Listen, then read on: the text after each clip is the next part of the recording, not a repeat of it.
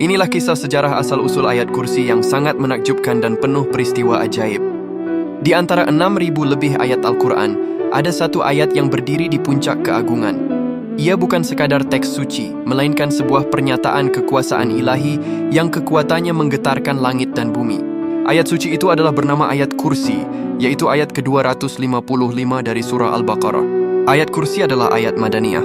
Artinya ia diturunkan di Madinah, kota yang menjadi pusat peradaban awal Islam setelah peristiwa hijrah Nabi Muhammad SAW. Nabi menerima wahyu ini pada suatu malam hari dalam kondisi normal sebagai bagian dari proses turunnya Al-Quran secara bertahap.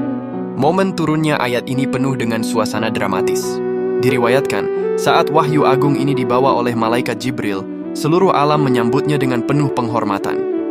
Terjadi getaran dahsyat yang membuat mahkota para raja di bumi berjatuhan dan setan-setan lari tunggang langgang.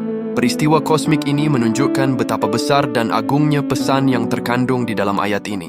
Ayat ini merupakan penegasan siapa penguasa tunggal alam semesta. Keajaiban ayat kursi sering dikaitkan dengan perlindungan dari gangguan termasuk dari setan. Sebuah kisah terkenal datang dari sahabat Abu Hurairah radhiyallahu anha. Dahulu beliau ditugaskan menjaga gudang zakat.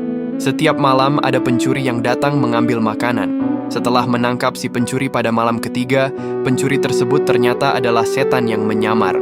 Setan itu lantas memohon ampun dan menawarkan cara agar rumah Abu Hurairah tidak diganggu lagi. Bacalah ayat kursi sebelum tidur, ujar setan itu. Maka Allah akan mengutus malaikat menjagamu dan tidak ada setan yang berani mendekatimu sampai pagi.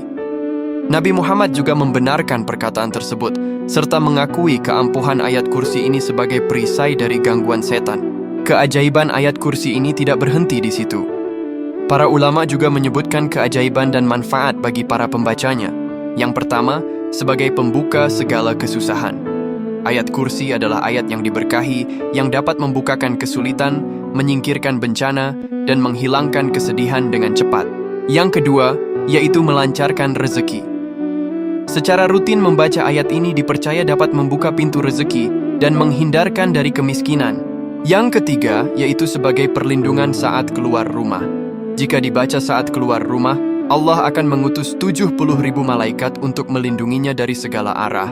Manfaat yang keempat, yaitu sebagai tiket surga dan ketenangan jiwa.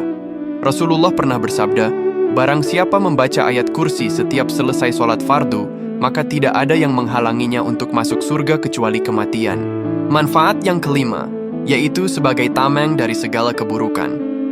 Ayat ini memberikan perlindungan ilahi dari jin, sihir, mata jahat, dan segala jenis bahaya yang terlihat maupun tak terlihat. Dan manfaat yang keenam, yaitu memudahkan sakaratul maut.